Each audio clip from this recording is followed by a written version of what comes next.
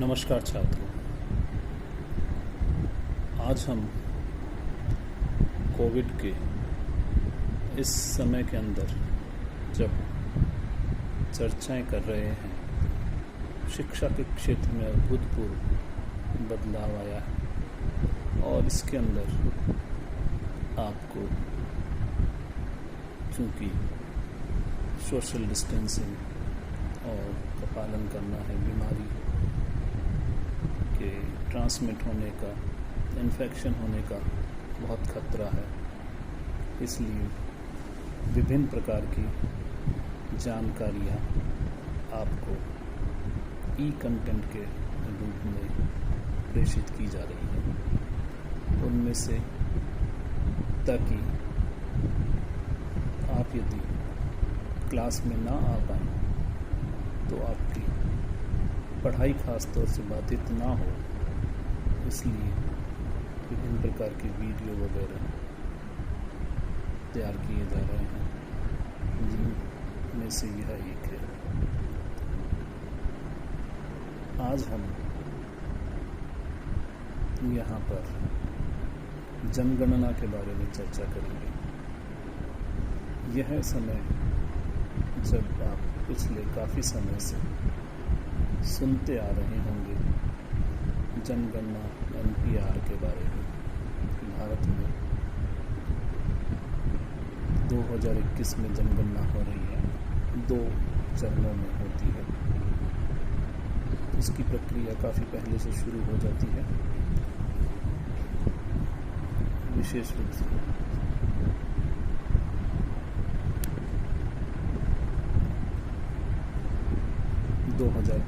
एक वर्ष पहले कार्यवाही शुरू हो जाती है। तो यहाँ हम देखेंगे कि विश्व के अंदर जनगणना कैसे, कब और किन उद्देश्यों के साथ में शुरू की गई। आज हमारा फोकस भारत पर नहीं होकर जनगणना का इतिहास जो है उस पर रहेगा। विश्व के अंदर जनगणना का क्यों शुरू हुई।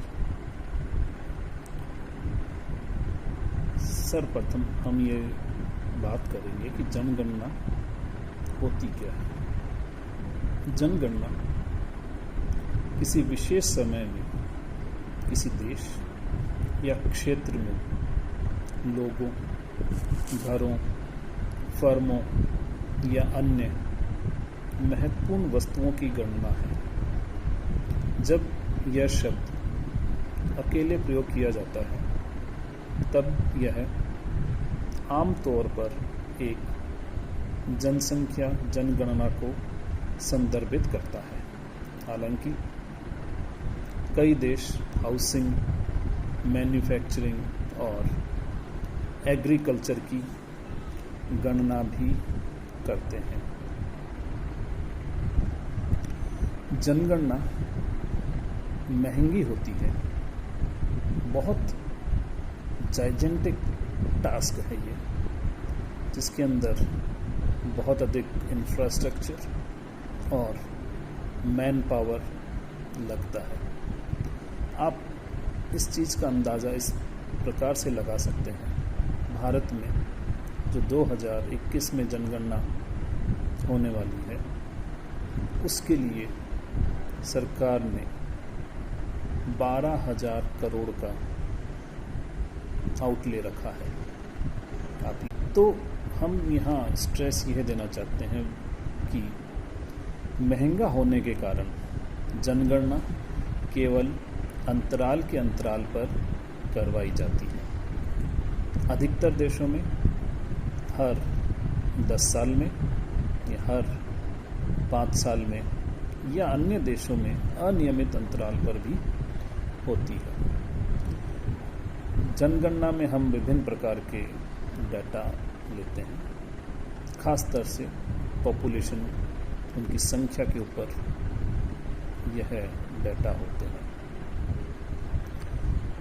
अब समस्या यह आती है 10 वर्षों के अंदर जब जनगणना होती है, तो 2011 में जनगणना हुई, इसके बाद में भारत में 2021 में जनगणना होगी।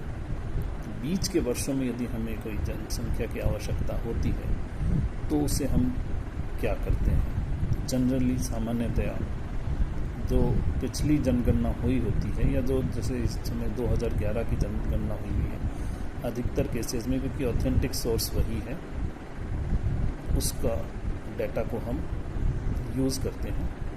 फिर भी गैर जनगणना वर्षों में जनगणना को महत्वपूर्ण आंकड़ों की सहायता से अनुमानित किया जाता है यदि ये पर्याप्त रूप से विश्वसनीय हों तो। उदाहरण के लिए किसी एक जनगणना वर्ष के बाद में जनगणना पिछले जनगणना में जनसंख्या के बराबर होती है तथा उस जनगणना के पश्चात जितने उस क्षेत्र या देश में जन्म और मृत्यु होते हैं उनके जोड़ने और घटाने के पश्चात जो संख्या आती है वह बीच के वर्षों में जनगणना को काउंट करने के लिए शामिल की जाती है। अब बात आती है जनगणना के इतिहास की, जिसकी हमने कहा कि हम चर्चा करेंगे। आधुनिक जनसंख्या जनगणना केवल 17वीं शताब्दी में विकसित होना शुरू हुई। उस समय से पहले लोगों, करदाताओं या कीमती सामानों के आविष्कार निश्चित रूप से किए गए थे, लेकिन ऐसे आविष्कारों के तरीके और उद्देश्य आधुनिक लोगों से अलग थे। सबसे महत्वपूर्ण अंतर यह था कि शुरुआती आविष्कार विशेष व्यक्तियों को नियंत्रित करने के लिए किए गए थे। उदाहरण के लिए यह पहचानने के लिए कि किस पर कर लगाया जाए, किसको सैन्य सेवा में शामिल किया जाए या काम करने के लिए मजबूर किया जाए, उन लोगों की जनगणना होती थी, क्योंकि यह आमतौर पर किसी व्यक्ति के हित में नहीं था कि उसे गिना जाए या इन उद्देश्यों के लिए सही जानकारी दी जाए। एक दूसरा अंतर यह था कि शुरुआती आविष्कारों में सभी लोगों या यहाँ तक कि उनके प्रतिनिधि के नमूने की गिनती करने की कोशिश नहीं की, लेकिन केवल उन व्यक्ति विशेष श्रेणियों में, जैसा कि परिवार के प्रमुख या सैन्य उम्र के पुरुष, इस प्रकार के लोगों की गणना की जाती थी। इस तरह के सर्वेक्षण प्राचीन बेबीलोनिया, फिलिस्तीन, फारस, चीन और मिस्र में किए गए।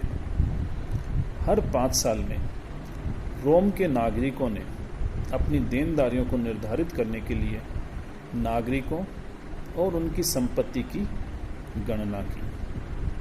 इस अभ्यास को ईसा के 5 वर्ष पूर्व में पूरे रोमन साम्राज्य में शामिल करने के लिए बढ़ाया गया था। रोम के पतन के बाद पश्चिम में आधुनिक काल तक इस प्रथा को बंद कर दिया गया था। मुख्य अपवाद डोमेसाइड बुक था, जो 1086 में इंग्लैंड का पूछताछ था, जो अपने नए डोमेन के लैंड होल्डर्स और लैंड होल्डिंग्स के साथ विलियम विजेता को प्राप्त करने के लिए बनाया गया था। घेराबंदी के खतरे के तहत जर्मन शहर नूरनबर्ग ने 1449 में अपने लोगों की लगभग पूरी गिनती की। 17वीं और 18वीं शताब्दी में धीरे धीरे विशिष्ट व्यक्तियों को पहचानने और नियंत्रित करने के बजाय समाज की मूल संरचना और रुझानों को समझने के उद्देश्य के लिए सभी लोगों और उनकी विशेषताओं, महत्वपूर्ण विशेषताओं के एक पूर्ण गणना के रूप में एक जनगणना का आधुनिक विचार आया।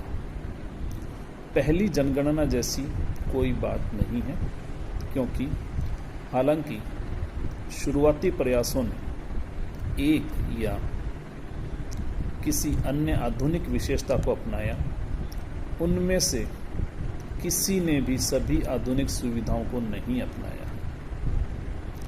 उत्तरवर्ती शहरों में हर किसी को क्रमिक अंतराल पर गिनने के लिए संभवतया पहला प्रयास न्यू फ्रांस, क्यूबेक और एकादिया, नोवा स्कोशिया में किया गया था, जहां 1665 और 1754 के बीच 16 जनगणना की गई थी।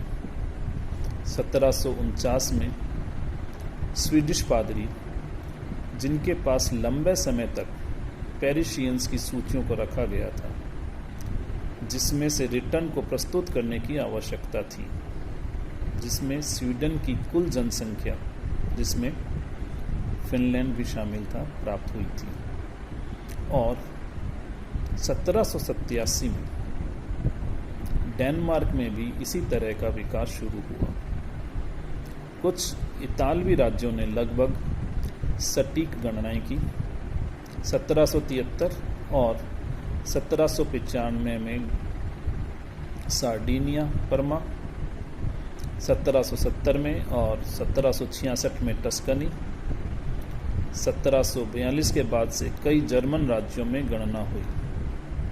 यद्यपि कई ब्रिटिश उत्तर अमेरिकी उपनिवेश, जैसे कि 1624 और 25 में वर्जीनिया और बाद में पूरी गणना की गई थी।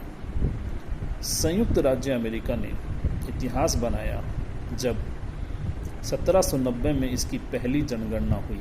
यह इतिहास इसलिए था क्योंकि यह न केवल क्षेत्र के आकार की वजह से गणना की गई और जनसंख्या की विशेषताओं पर डेटा प्राप्त भी किया गया, लेकिन यह भी कि जिस राजनीतिक उद्देश्य के लिए किया गया था, जनसंख्या के आधार पर कांग्रेस में प्रतिनिधित्व भी इसके द्वारा मिलना शुरू हुआ। इंग्लैंड ने 1801 में अपनी पहली जनगणना कराई थी और हालांकि 1800 और 1806 में फ्रांस ने ऐसा करने की कोशिश की, किंतु प्रशासनिक मशीनरी खराब थी और परिणाम 30 साल बाद तक भी अविश्वसनीय थे। केवल धीरे धीरे शुरुआती जनगणना लेने वालों ने सीखा कि बुनियादी जानकारी क्या थी और इसे कैसे प्राप्त किया जाए। पहले संयुक्त राज्य अमेरिका की जनगणना उदाहरण के लिए व्यवसाय, जन्म स्थान, वैवाहिक स्थिति या सटीक आयु पर सुरक्षित डेटा नहीं था। 1800 जनगणना द्वारा गोरों का 5 साल का वर्गीकरण प्रदान किया गया था, श्वेतों का 5 साल का वर्गीकरण प्रदान किया गया था, लेकिन अन्य वस्तुओं को बाद तक इंतजार करना पड़ा और 1850 तक जिस इकाई का इस्तेमाल किया जाता था वह व्यक्ति होने के बजाय परिवार हुआ करता था। इंग्लैंड में 1841 तक आयु डेटा को सुरक्षित करने के लिए कोई संतोषजनक प्रयास नहीं किया गया था और 1851 तक वैवाहिक स्थिति को सुरक्षित करने का कोई प्रयास नहीं किया गया था। इस तरह से होने वाली आधुनिक जनगणना के इतिहास में 3 समानांतर विकास शामिल हैं। एक सामान्य विज्ञान और सरकारी उद्देश्यों के लिए देशव्यापी गणना के विचार का आविष्कार और क्रमिक प्रसार। दूसरा, प्रशासनिक मशीनरी, तकनीकों में सुधार और ज्ञान की सटीकता सहित कानूनी सुरक्षा उपाय यह आश्वासन देते हैं कि व्यक्तिगत उत्तरों को विश्वास में रखा जाएगा। और तीसरा, प्राप्त सूचनाओं के प्रकार को गहरा और व्यवस्थित किया जाएगा। यह तो इवोल्यूशन था, सेंसस या जनगणना हम हिंदी में जिसे कहते हैं, वह उसका इवोल्यूशन था। कैसे वह आज की आधुनिक जनगणना का स्थान ले पाई। आधुनिक जनगणना के बारे में या भारत के विशेष संदर्भ में हम फिर कभी चर्चा करेंगे।